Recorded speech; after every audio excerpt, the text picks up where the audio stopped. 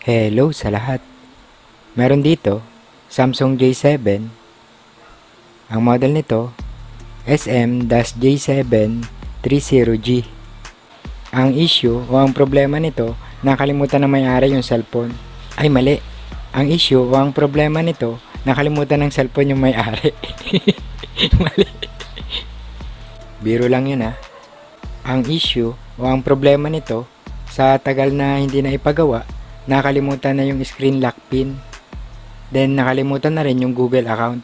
So ngayon, i-share ko sa inyo kung paano i-reset o i-remove yung password, yung pin, yung pattern, at yung Google account.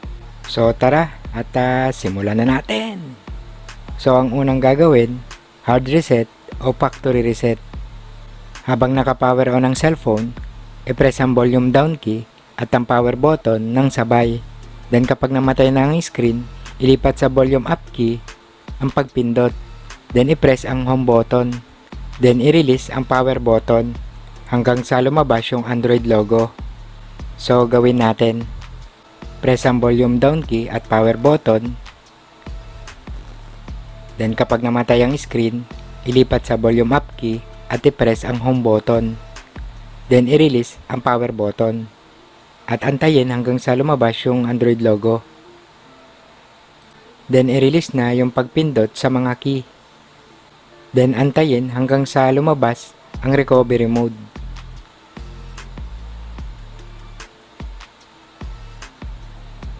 Dito, ang volume up at ang volume down key ang selector. Then ang power button ang enter. Ngayon, i-select ang wipe data factory reset.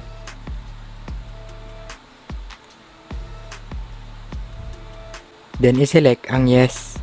Then antayin hanggang sa lumabas yung data wipe complete. Then ngayon, i-select ang reboot system now. Then antayin ito hanggang sa mag-restart at hanggang sa umopen. Ang sunod na kakailanganin, PC o laptop, USB cable, at mag-download ng Sunperm. I-connect ang USB cable. Then ngayon, punta naman tayo sa PC. Sa PC, i-open ang Sunperm. Dito sa main, i-select ang read device info. Then antayin. Kapag lumabas na yung operation finish, okay na yan. Sunod, select ang reset FRP, disable NUCs, change CSC.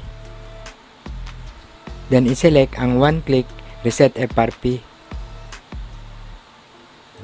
Then antayin hanggang sa lumabas yung instruction.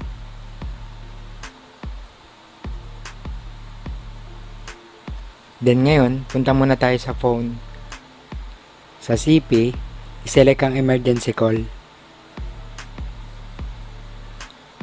Then i-dial asterisk number sign 0 asterisk number sign. Then i-select ang OK sa Sunperm. Then ngayon, antayin hanggang sa lumabas yung notification. Select always allow from this computer. Then select OK. Then antayin hanggang sa matapos mag-flash.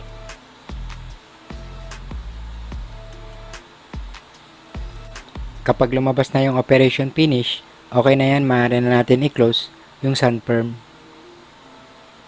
Then antayin hanggang sa mapunta sa settings yung phone.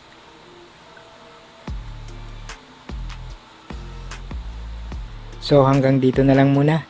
Sana nakatulong tong video natin at may natutunan tayo kahit na konti, lalong-lalo na sa mga bagong tulad natin.